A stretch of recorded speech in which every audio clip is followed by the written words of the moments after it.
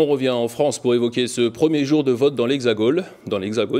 Pour l'occasion, nous sommes avec Emmanuel Dupuy, président de l'Institut Prospective et Sécurité en Europe depuis Paris. Bonsoir et bienvenue. Bonsoir.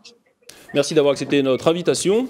Alors, la participation semble avoir été un peu plus faible qu'en 2017.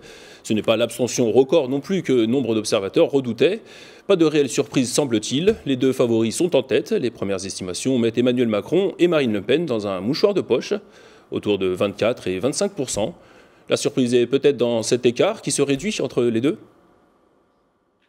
Ce n'est pas tout à fait les vrais résultats, puisque maintenant les résultats sont tombés. On n'est pas du tout dans la configuration que vous évoquez. On est dans une autre configuration. Emmanuel Macron fait près de 29%, Marine Le Pen fait près de 25%, et donc il y a bien un candidat qui arrive nettement en tête, qui est le président sortant. Donc c'est la première surprise.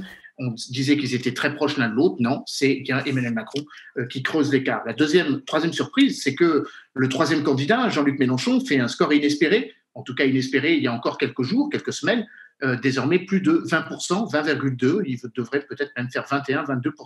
C'est-à-dire qu'il aurait pu être un candidat crédible pour un éventuel deuxième tour si la campagne avait été accélérée, s'il n'y avait pas eu le contexte particulier qui est celle de la fin de la pandémie et évidemment la mobilisation très forte autour de la question ukrainienne. Le taux d'abstention, comme vous l'évoquez, est toujours très fort. Il est constamment fort depuis les deux dernières élections présidentielles, avec une diminution du nombre de participations de 4% par rapport au précédent scrutin de 2017. Il faut donc se désoler du fait qu'il y a toujours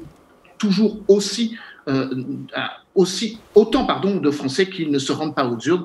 Près de 27% des Français, 27% des 48 millions de Français inscrits sur les listes électorales.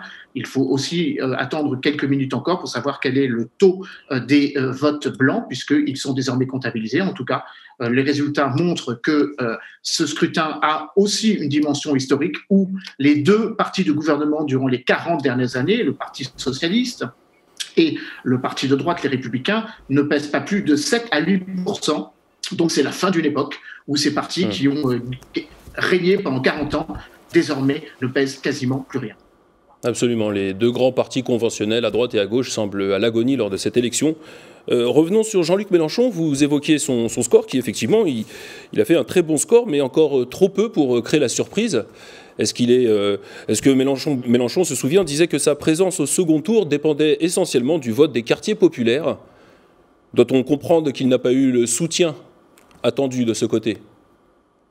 Non, au contraire, il a eu un score très important dans ces quartiers populaires.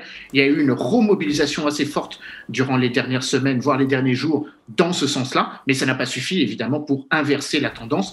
Pourquoi? Parce qu'il y avait des candidats à sa gauche, ou en tout cas dans son sillon. Yannick Jadot, qui fait, si je regarde bien les résultats, je les regarde en même temps que vous, près de 4%. Anne Hidalgo, même si elle ne représente plus rien, fait désormais néanmoins 1,9%, Yannick Jadot faisant 4,6%.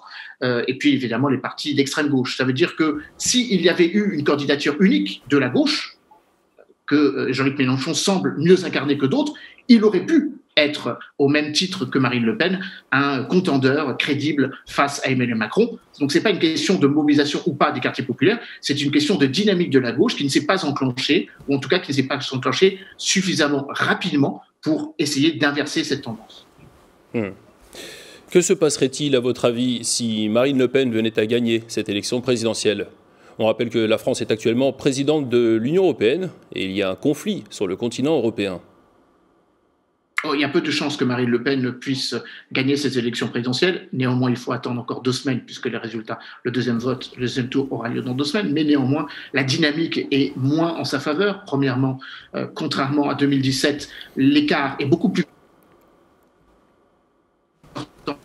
arrivé en tête et Marine Le Pen. Deuxième élément de configuration, Marine Le Pen a très peu de capacité de rebond ou de réservoir de voix. Il reste évidemment les voix de Éric Zemmour qui fait quasiment 7,10%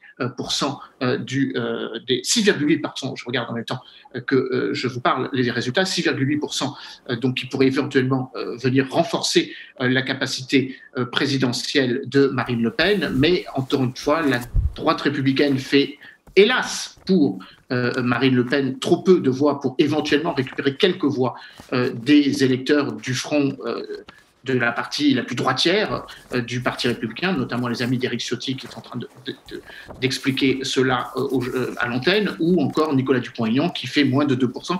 Donc le réservoir de voix de Marine Le Pen ne sera sans doute pas suffisant pour remporter. Néanmoins, elle se confirme être, comme ce fut le cas en 2017, la vraie opposante au président sortant.